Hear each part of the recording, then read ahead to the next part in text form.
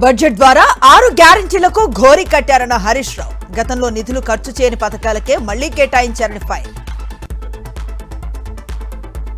Congress budget లో ద్రోహం, మోసం తప్ప ఏమీ లేదు. అన్ని వర్గాల ప్రజల చెవుల్లో పువ్వులు పెట్టారన్న మాజీ మంత్రి జగదీష్ రెడ్డి. కాంగ్రెస్ సర్కార్ బీసీల గొంతు కోసింది. SC, ST, BC sub plan అంటూ మోసం చేశారన్న గంగుల కమలాకర్. బడ్జెట్ చూసి బీఆర్ఎస్ నేతలు జీర్ణించుకోలేకపోతున్నారు. పేదలకిచ్చే సంక్షేమ పథకాలు బీఆర్ఎస్ కు ఇష్టం లేవన్న ఎమ్మెల్యే ఆది శ్రీనివాస్. జగన్ హయాంలో ఇచ్చిన ఉద్యోగాలను కూడా బాబు తీసేశారు.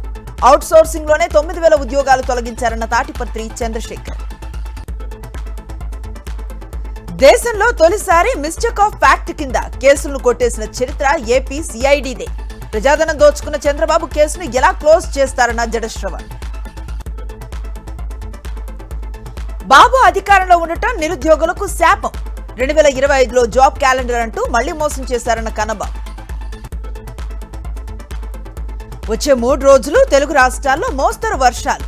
క్యూములో నింబస్ మేఘాలతో పెరుగుతున్న తీవ్రత. వైఎస్ఆర్సీపీ చెలో జువ్వల దిన్నెను అడ్డుకున్న పోలీసులు. ఫిషింగ్ హార్బర్ ప్రైవేటు పరం కాకుండా పోరాడుతున్న వారిపై పోలీసుల జులుం. భద్రాద్రి జిల్లా కోనవరం రోడ్ కొల్లగూడెంలో విషాదం. గోదావరిలో ఈతకెళ్లి 5 గల్లంతో 3 మృతదేహాలు లభ్యం.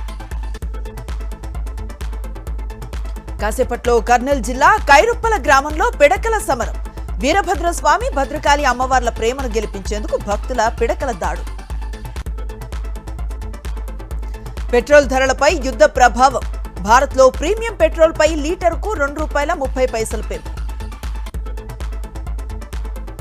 ఇరాన్తో వార్లో 16 యుద్ధ విమానాలు కోల్పోయిన అమెరికా. కూలిన విమానాల్లో అత్యాధునిక ఫైటర్ F-35. పాతాళానికి భారీగా పతనమైన రూపాయి విలువ. డాలర్తో పోలిస్తే $93.49 డౌన్.